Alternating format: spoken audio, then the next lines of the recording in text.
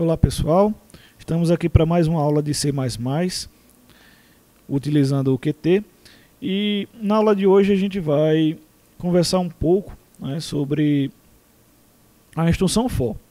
Até agora a gente falou sobre vários aspectos da linguagem de programação, como inicialização de variáveis, como comentários em linha em blocos. Fizemos alguns exercícios, estudando mais a fundo as instruções if, else, while, do while, né? E agora vamos continuar, né, estudando as estruturas de controle de fluxo, mais especificamente a instrução for. Então, o que é a instrução for? Essa instrução ela é projetada para iterar. Iterar significa repetir um número definido de vezes. Ou seja, eu quero repetir uma determinada instrução 5 vezes, 10 vezes. Então, essa estrutura ela é particular, né, para resolver esse tipo de problema. Então, o que a gente vai fazer agora? Vai falar um pouco sobre a estrutura, né, a sintaxe de como utilizar a instrução for. Então, a gente tem que dizer na instrução for o início ou a inicialização. Precisamos dizer quando ela vai parar, né? Condição de parada, e precisamos dizer também de quanto em quanto ela vai aumentar. Então, se é de 1 em 1, 10 em 10, 20 em 20. Então, essa é a sintaxe. Qual é a diferença entre o for e o while, né? Muitos podem se perguntar sobre isso. Ele repete o número definido de vezes, 10 vezes, 5 vezes. Enquanto o while ele repete até que uma determinada condição aconteça. Então, enquanto a gente sabe quando o for vai acabar, o while nem sempre. Como, por exemplo, a gente pode falar, o while vai finalizar somente quando o usuário digitar uma tecla, por exemplo.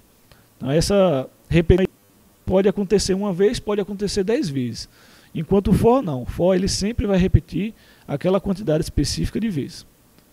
Então vamos agora fazer um exemplozinho, né, só para a gente fixar esse conceito.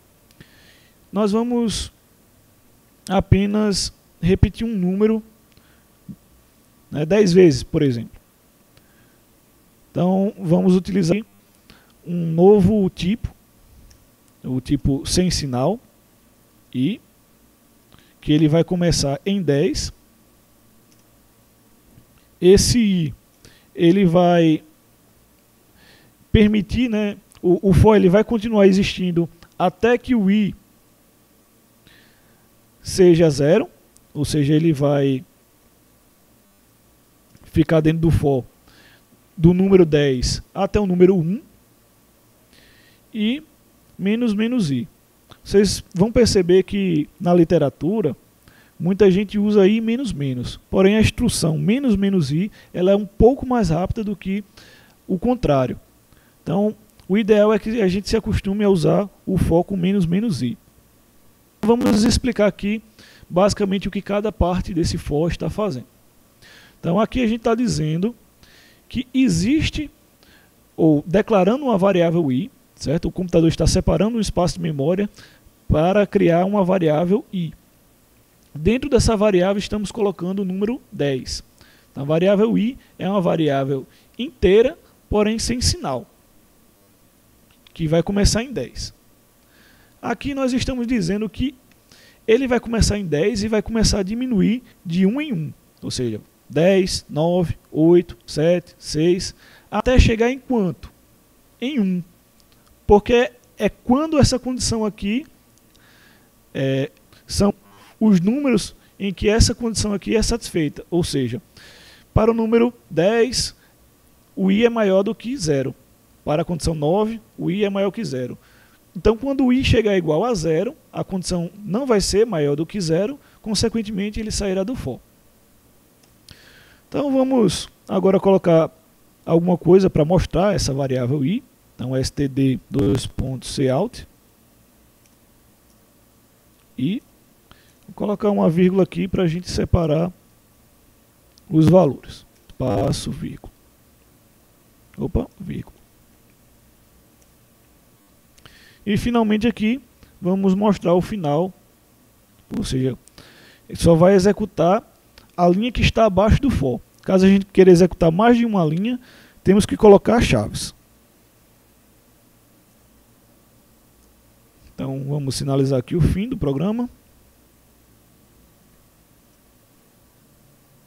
E vamos dar uma quebra de linha aqui para organizar. Okay. Então o nosso primeiro programa usando a instrução for está finalizado.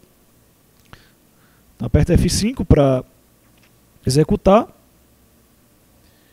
E aí a gente pode perceber aqui, né, exatamente como a gente explicou. A instrução for vai começar do número 10, vai terminar no número 1, ou seja, a condição imediatamente acima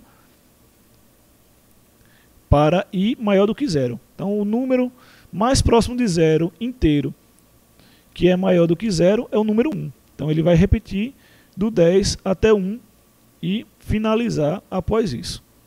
Então esse foi nosso primeiro exemplo da instrução for. Né? Nas próximas aulas vamos fazer mais exemplos para a gente entender como aplicar essa instrução for em mais situações.